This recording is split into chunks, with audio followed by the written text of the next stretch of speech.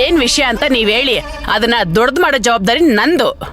ಇಡೀ ಊರಿಗೂರೇ ನಿಂತ್ಕೊಂಡು ನೋಡೋ ತರ ಅನ್ಯಾಯ ಮಾಡಿದಾರ ಕಣಕ.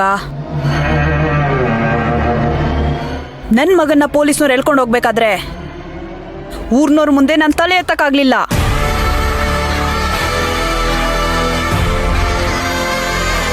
ಈ ಮದ್ವೆ ನಿಲ್ಬೇಕು, ವೀರಣ್ಣಂಗೆ ಅವಮಾನ ಆಗ್ಲೇಬೇಕು.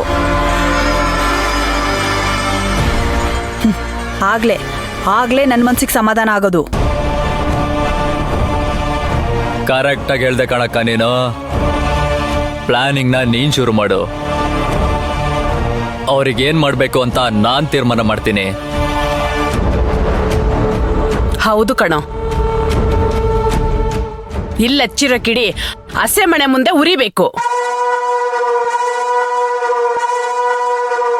ರಿಸೆಪ್ಷನ್ ಎಲ್ಲ ಮುಗ್ದು ಎಲ್ರ ಮನ್ಸು ನೆಮ್ಮದಿಯಾಗಿರೋ ತರ ಇರ್ಲಿ.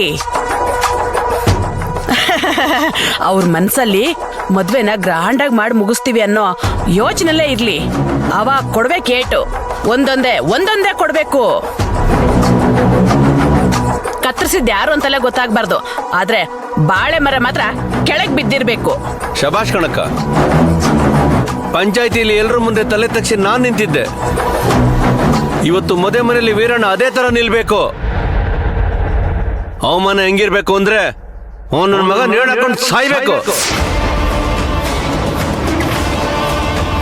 ಅದನ್ನ ನೋಡ್ಬೇಕು ಅಕ್ಕ. ತುಂಬಿದ ಸಭೆಯಲ್ಲಿ ವೀರಣ್ಣನ ಮಾತು ಹೇಗಿತ್ತಂದ್ರೆ, ಪಂಚಾಯತಿಲಿ ನೋವು ಅನುಭವಿಸಿರೋದು ನನಗ್ ಮಾತ್ರ ಗೊತ್ತು. ಪಂಚಾಯತಿಲಿ ಎಲ್ರೂ ಮುಂದೆ ನನ್ನ ಗಂಡಂಗ್ ಬೈದೆ ಕಣಕ. ಆದ್ರೆ ಇವತ್ತು ಆ ಸುಮತಿ ಏನ್ ಮಾಡ್ತಾಳೆ ಅಂತ ನಾನ್ ನೋಡ್ತೀನಿ.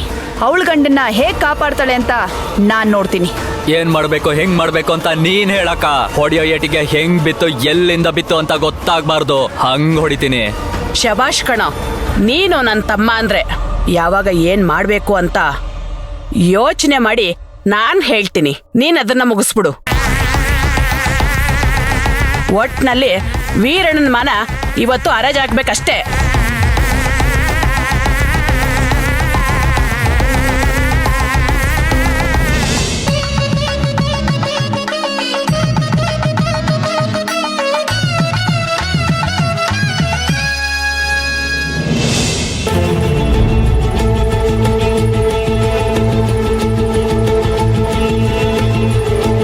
ಹೇಳಿ ಶಾಂತಿ, ಏನೋ ಬರೋದಕ್ಕೆ ಹೇಳಿದೆ.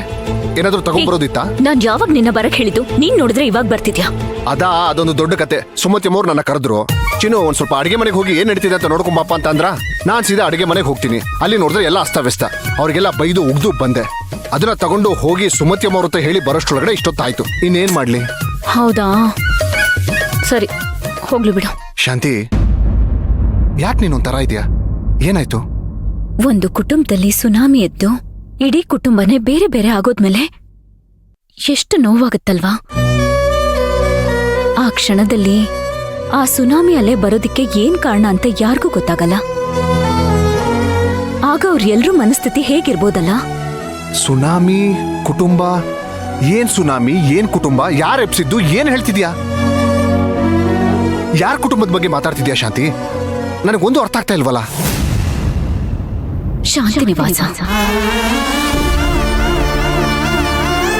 ಶಾಂತಿ ನಿವಾಸದ ಬಗ್ಗೆ ಮಾತಾಡ್ತಿದ್ದೀನಿ. ಈ ಶಾಂತಿ ನಿವಾಸದ ಕುಟುಂಬ ಹೇಗಿತ್ತು ಗೊತ್ತಾ?